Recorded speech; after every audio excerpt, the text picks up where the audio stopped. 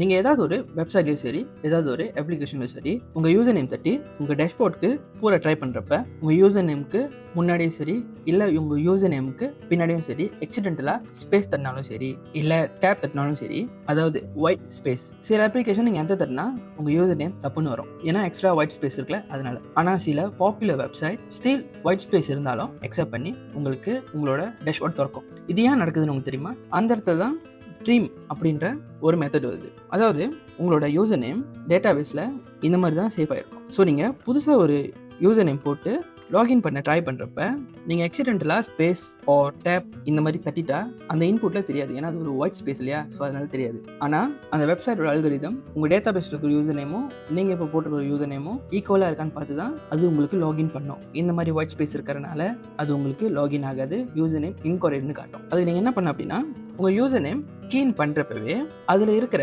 Spaces, முன்னுக்கு பின்னாடி இருக்கிற ஸ்பேசஸை ரிமூவ் பண்ணுறதுக்கு இந்த யூசர் நேம் டாட் ட்ரீம் அப்படின்னு மெத்தட் யூஸ் பண்ணிங்க அப்படின்னா உங்கள் யூசர் நேம் கீன் பண்ணதுக்கப்புறம் முன்னுக்கும் சரி இல்லை பின்னாடியும் சரி ஸ்பேஸ் இருந்தாலுமே அதை ரிமூவ் பண்ணி ஸ்பேஸ் இல்லாத ஒரு யூசர் நேமாக கொடுக்கும். நான் இப்போ அதை ரன் பண்ணேன் அப்படின்னா வீரகுமார் ஜஸ்ட் அவ்வளோதான் இருக்கும். இதில் வந்து முன்னுக்கும் சரி பின்னாடியும் சரி எந்த ஒரு ஒயிட் ஸ்பேஸும் இல்லை. அதுவே நான் இந்த நியூ யூசர் நேம் ஒயிட் ஸ்பேஸோடு இருக்கிறத நான் பிரிண்ட் பண்ண பார்த்தேன்னா இப்போ இந்த ஃபைலை ரன் பண்ண அப்படின்னா பாருங்க தெரியுதா, முன்னுக்கு இருக்கிற ஸ்பேஸ், ஆனால் ட்ரீம் யூஸ் பண்ணப்போ நம்மளுக்கு அந்த ஸ்பேஸ் இல்லை. ஸோ தட் நீங்கள் கொடுத்துருக்கிற யூசர் நேமும் சரி, டேட்டா பேஸ் இருக்க யூசர் நேமும் சரி மேட்ச் ஆகி உங்களுக்கு லாகின் ஆகும். நல்லா ஞாபகம் வச்சுக்கோங்க, முன்னுக்கு இருக்கிற யூசர் நேமும் பின்னாடி இருக்கிற யூசர் நேம் மட்டும்தான் அது கிளியர் பண்ணும், நடுவில் இருக்கிற யூசர் நேம் அது கிளியர் பண்ணாது. உங்களோட ஸ்ட்ரிங் உங்களுக்கு இருக்கிற எல்லா ஒயிட் ஸ்பேஸும் எடுக்கிறோன்னா அதுக்கு வேற ஒரு மெத்தட் இருக்குது, அது நான் வேற வீடியோவில் சொல்கிறேன்.